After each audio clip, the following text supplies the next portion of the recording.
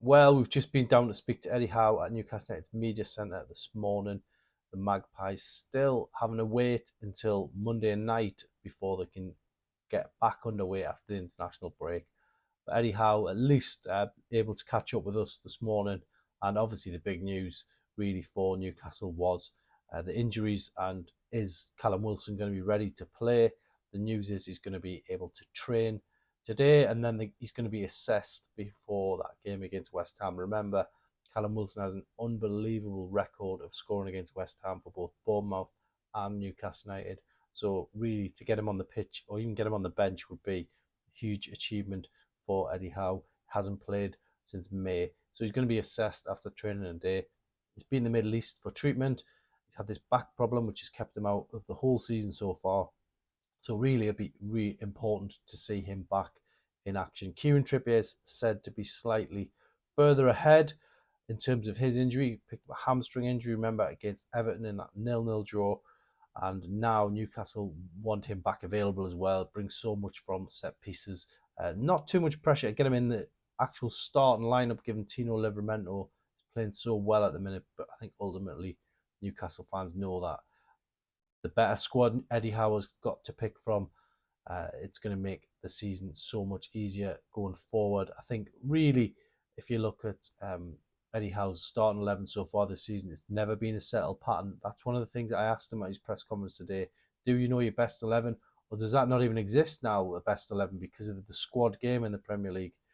Eddie Howe's got Harvey Barnes, who can't get into his 11 at the minute because of the fact that Joe Linton was absolutely immense in the last game. Anthony Gordon's been fantastic. He's got midfielders galore to pick from. He's got Bruno Guimaraes, he's got Sean Longstaff, Sandro Tonelli, who are also on the bench in the last few games. There's so much to pick from for Eddie Howe. Very difficult at the minute. So to pick a strongest 11, probably close to impossible, because whatever 11 he draws up, someone can turn around and say, well, I should be on that team sheet as well. But ultimately, options coming back with Kieran Trippier and Wilson. The other news is Emil Kraft has picked up an injury, be out for 6 to 8 weeks. That collarbone injury picked up before the Nottingham Forest game. So that is a blow in itself for Newcastle. They've got Carabao Cup on the horizon as well. Defensive options thin on the ground. No Dan Burn against West Ham. So it is considered a big blow for Newcastle not to have Emil Kraft available now. So huge game against West Ham. Newcastle had the momentum before the international break. I don't know if they can. I don't think you can recover momentum. I think everyone starts on a clean slate after the internationals, and it's going to be a tough game. I think Monday night under the lights at St James's gives Newcastle a better opportunity, in my opinion.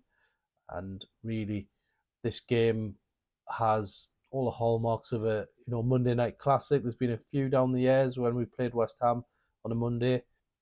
I spoke to Eddie Howe about one of them back in 1996 when Newcastle produced 40 plus goal attempts. I asked Eddie Howe, is that even possible in the modern game to do that again? And he spoke about potentially trying to get to halfway there and not quite at the entertainers level yet. And who knows, will a Newcastle United team ever play such carefree attacking football again like the entertainers?